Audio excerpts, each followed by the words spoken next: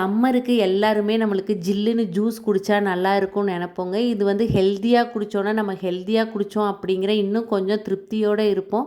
அப்படிப்பட்ட சாத்துக்குடியில் என்னென்ன சத்து இருக்குது அப்படின்னு பார்த்தோன்னா, விட்டமின் சி வந்து ரொம்ப அதிகமாக இருக்குது. பர்டிகுலராக பார்த்திங்கன்னா ஹார்ட்டுக்கு ரொம்ப நல்லது. டீஹைட்ரேஷனை தவிர்க்கும். ஸ்கின் நல்லா க்ளோ ஆகும்.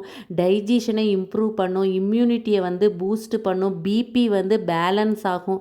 சளி காய்ச்சல் வராமல் தடுக்கும். மலச்சிக்கலை கூட தவிர்க்குங்க. இதை எப்படி செய்கிறதுன்னு பார்க்கலாம். ஃபஸ்ட்டு சப்ஜா விதைகளை ஊற வச்சு அதை சேர்த்துக்கோங்க. அதுக்கப்புறம் பாதாம் பிஷனையும் ஊற வச்சு சேர்த்துக்கோங்க. நான் வந்து இனிப்புக்கு வந்து சுகர் சிரப்பு ஆட் பண்ணியிருக்கேன். உங்களுக்கு வேண்டான்னா நீங்கள் நாட்டு சக்கரை கூட சேர்த்துக்கோங்க. இது புளிப்பு கொஞ்சம் கம்மியாக இருக்கும் அப்படிங்கிறதுனால நம்ம கொஞ்சமாக சேர்த்தாலே போதுங்க. அதுக்கப்புறம் தேவையான அளவு தண்ணி சேர்த்துக்கோங்க. சாத்துக்கொடியை வந்து நல்லா பிழிஞ்சு ஜூஸை ஆட் பண்ணி இதையும் சேர்த்துக்கோங்க. இது எல்லாத்தையும் சேர்த்து நல்லா மிக்ஸ் பண்ணிக்கோங்க.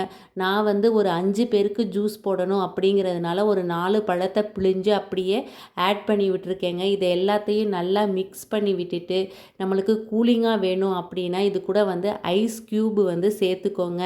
ஐஸ் க்யூப் சேர்த்து உங்களுக்கு நல்லா எந்த மாதிரி தேவையோ அந்த மாதிரி நிறைய சேர்த்து குடிச்சு பாருங்கள். அவ்வளோ நல்லதாக இருக்கும். நம்ம ஹெல்தி ஜூஸ் குடித்தோம் அப்படிங்கிற ஒரு திருப்தியும் இருக்குங்க.